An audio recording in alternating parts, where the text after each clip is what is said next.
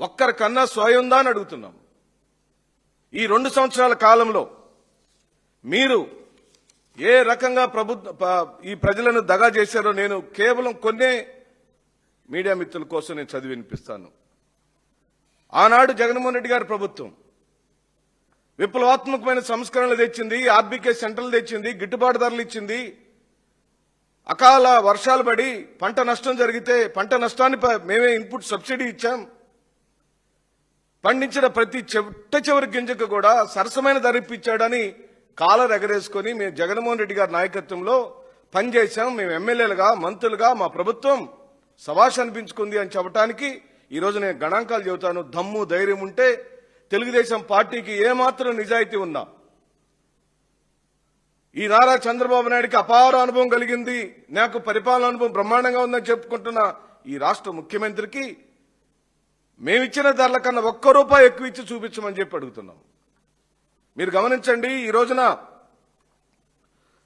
ధాన్యం ఒక్క బస్తాకి వైఎస్ఆర్ కాంగ్రెస్ పార్టీ ఆనాడు 1900 రూపాయల నుండి ₹2000 మేము ధర చెల్లించాం క్వింటాకి. ఈనాడు తెలుగుదేశం పార్టీ ప్రభుత్వం, ఈ చంద్రబాబు నాయుడు ప్రభుత్వం కేవలం ₹1150 నుంచి ₹1200 ఇస్తున్న మాట నిజమా కాదా? ఛాలెంజ్. మీడియా మిత్రులారా, నేనేమి పోసుకోలు కబుర్లకి కాస్తాం కానీ, తెలుగుదేశం పార్టీ ప్రభుత్వం మీద నిందలు వేయడానికి గాని, లేని అబోధమైన కల్పన కలిగించడానికి గాని ఎక్కడ కూడా వీలే లేదు. నిజాలే మాట్లాడుకుందాం. మేమిచ్చింది 1900 నుంచి ₹2000 కదా, నువ్వు కేవలం ₹1150 వరికిస్తున్న మాట నిజమా కాదా? కందులు కింటాకి మేము ₹10,200 నుంచి ₹11,800 మేము ఇచ్చాం కదా. శ్రీ జగన్మోహన్ రెడ్డి గారి ప్రభుత్వం ఇచ్చింది కదా. ఈ రోజున కేవలం 5,500 నుంచి 6,200 మాత్రమే నీ ప్రభుత్వం ఇస్తున్న మాట నిజమా కాదా? అలాగనే మినుములకు 9,200 నుంచి ₹9,850 జగన్మోహన్ రెడ్డి గారి ప్రభుత్వం ఇస్తే, ఈ ప్రభుత్వం కేవలం ₹6,000 మాత్రమే ఇస్తున్న మాట నిజమా కాదా? పెసలు, సజ్జలు, రాగులు, మిర్చికైతే 21,000 నుంచి ₹27,000 ఇచ్చాడు మహానుభావుడు జగన్మోహన్ రెడ్డి గారు. ఏమండి ఈ గణాంకాలు? నేను ఛాలెంజ్ చేస్తున్న వైఎస్ఆర్ కాంగ్రెస్ పార్టీ మాజీ శాసనసభ్యుడిగా, అధికార ప్రతినిధి హోదాలో తెలుగుదేశం పార్టీ వ్యవసాయ మంత్రికి గాని, లేదా ఐఎన్పిఆర్ మంత్రికి గాని దమ్ము ధైర్యం ఉంటే ఈ సంఖ్యలకు, జగన్మోహన్ రెడ్డి గారు ఇచ్చిన ధరలకు, మీ ధరలకు ఏమన్నా అసలు పొంతనుందా అని అడుగుతున్నాం. మీరు ఎంత ఇచ్చారండి మిర్చికి? ఈ రోజున 8,000 నుంచి కేవలం ₹11,000 మాత్రమే మిర్చికి మీరు ఇస్తున్న ధరలు. పొగాకైతే మా హయాంలో క్వింటాకి 15,000 నుంచి ₹18,000 ఇస్తే, ఇది కేవలం ₹100 నుంచి 200, 300 ఇస్తున్నారు. ఏమైనా సిగ్గుండాలి కదా. మిర్చి సంగతి చూద్దాం. మిర్చి చెప్పాను. వేరుశెనగ చూద్దాం. 6,500 నుంచి 7,500 మేమిస్తే, 4,415 నుంచి ₹5,500 మాత్రమే ఇస్తున్న దౌర్భాగ్య ప్రభుత్వం. సిగ్గుపడాలి కదా మీరు. ఏమాత్రం సిగ్గుందా మీకు? ఇంకా పైగా ప్రెస్ మీట్లు పెట్టి, ఏమండి ఆ డ్రామా నాయుడైన వ్యవసాయ మంత్రి ఏం మాట్లాడతాడు వినండి. వీళ్ళిద్దరికి సిగ్గుందా అసలు? వీళ్ళు ప్రభుత్వానికి సంబంధించిన మంత్రులేనా? డ్రామాలాడటానికే వచ్చారా? ప్రజలకు ముందస్తుగా చెప్పాల్సిన బాధ్యత ఏమాత్రం లేదా అని చెప్పి అడుగుతున్నాం. ఇప్పుడు కృష్ణా డెల్టా 13 లక్షల ఎకరాలు ఉంది. ఏదైతే ఇటు ఈస్ట్ గాని అటు వెస్ట్ గాని. మొన్న జూలై 1వ తేదీన మా క్యాలెండర్ ప్రకారం ఈస్ట్ కి వదిలే మోటార్ ఇప్పుడు 5,600 క్యూసిక్లు ఇస్తూ ఉన్నాం. అదేవిధంగా మా క్యాలెండర్ ప్రకారం మొన్న 15వ తేదీన వెస్ట్ కి వదిలాం. అది ఇప్పుడు ప్రజెంట్ 1000 క్యూసిక్లు వెళ్తూ ఉంది. దయవుంచి ఇప్పుడు మేము ఇచ్చేటువంటి నీళ్లు డ్రింకింగ్ వాటర్ పర్పస్ ని ఉపయోగించుకోమని కలెక్టర్స్ కి చెప్పడం జరిగింది. అన్ని మంచినీళ్ళ చెరువుల్ని నింపుకోమని చెప్పడం జరిగింది. ఎక్కడైనా అవకాశం ఉంటే ఆరుతడి పంటలకి, వర్షం మీద ఆధారపడి ఆరుతడి పంటలకు మాత్రమే వెళ్లాలని చెప్పేసి కూడా మేము కలెక్టర్స్ కి వీళ్ళు కూడా చెప్తూ ఉన్నాం. అంచేత ఇటువంటి సిచ్యువేషన్ దృష్టిలో పెట్టుకుని రైతాంగం కూడా తొందరపడకుండా సహకరిస్తూ ముందు డ్రింకింగ్ వాటర్ కి ప్రిఫరెన్స్ ఇచ్చి అవకాశం ఉన్న చోట. ఎవరు తొందరపడ్డారండి? జూలై 1వ తారీఖు నాడు నీ కలెక్టర్, నీ పరిపాలనా పరిధిలో ఉన్న అడ్మినిస్ట్రేటివ్ హెడ్ ప్రకాశం బ్యారేజీ యొక్క గేట్లెత్తి 35 లక్షల మంది రైతులకు న్యాయం చేసే కార్యక్రమం చేస్తున్నాం. 12 నుంచి 13 లక్షల ఎకరాలకు సంబంధించిన నీళ్లు వదులుతున్నామని చెప్పి నీ కలెక్టర్ చెప్తే ఇప్పుడు రైతులు తొందరపడొద్దు ఏంటండి? 1వ తారీఖు జులై నువ్వు చెప్పావు. ఆ రోజు నుంచి వ్యవసాయం మొదలు పెట్టుకున్నారు. సరాసరి 15,000 రూపాయలు ఈ 23 లక్షల ఎకరాల్లో పెట్టుబడి పెట్టారు. 3,750 కోట్ల రూపాయల పెట్టుబడులు ఇప్పుడు ఏం చేయి? ఎవరు తొందరపడ్డారు? నువ్వే చేశావు తొందరపడి స్టేట్మెంట్.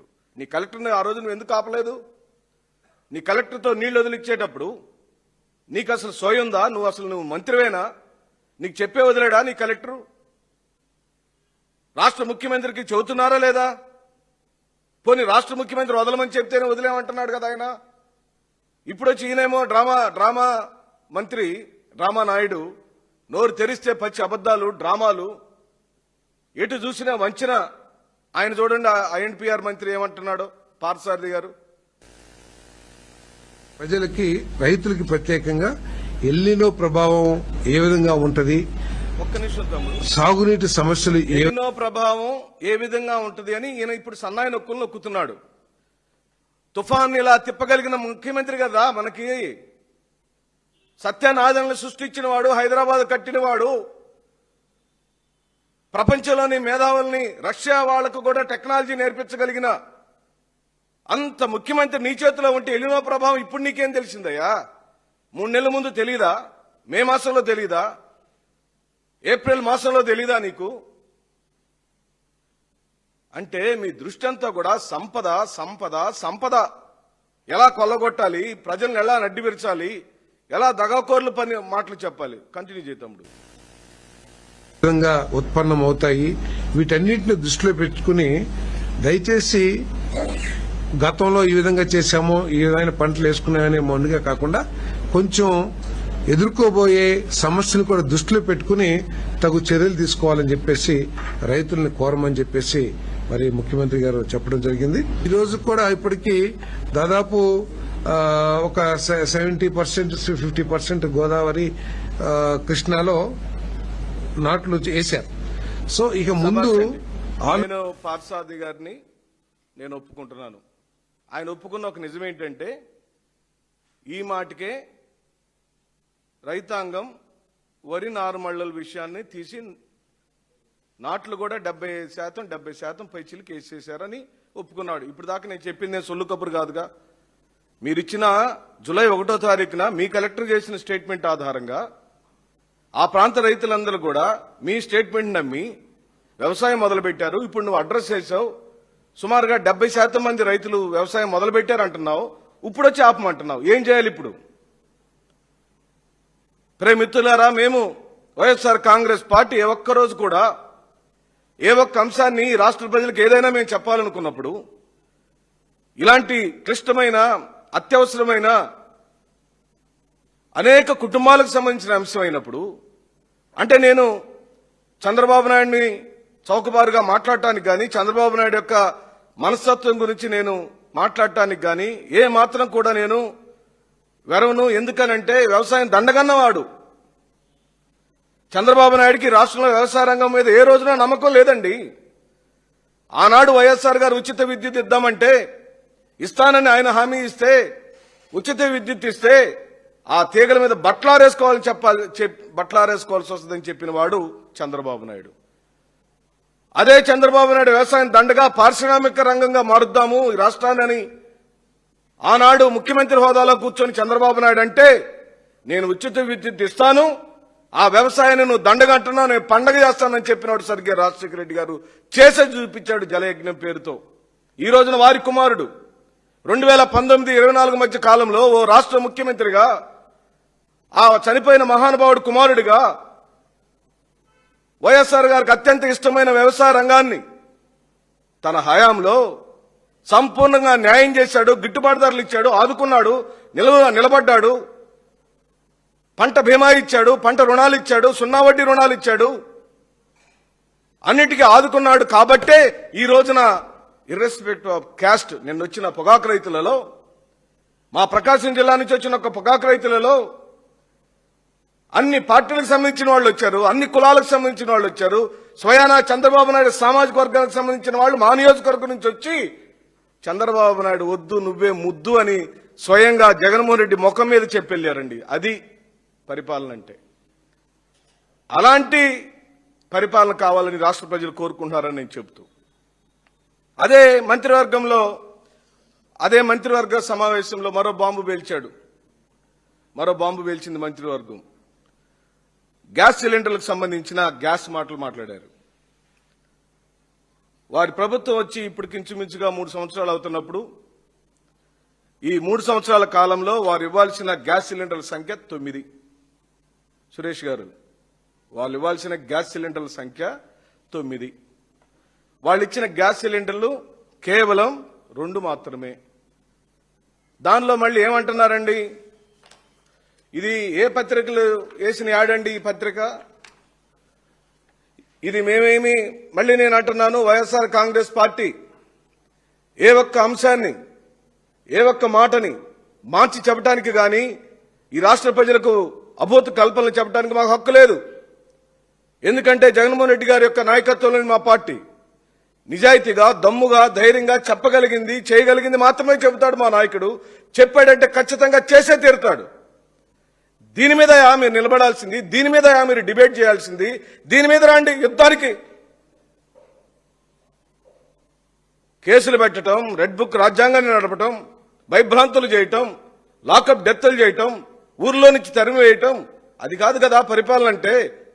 అది కాదు కదా రాజకీయం అంటే. రాజకీయం అంటే, రాజస్వం అంటే చెప్పిన మాటకి కట్టుబడి ఉండటం. నువ్వే చెప్పావు, మీ ఫోటోలు వేసుకున్నారు. నరేంద్ర మోడీ ఉన్నాడు, పవన్ కళ్యాణ్ ఉన్నాడు, లోకేష్ ఉన్నాడు, నాదెండ్ల మనోహర్ ఉన్నాడు.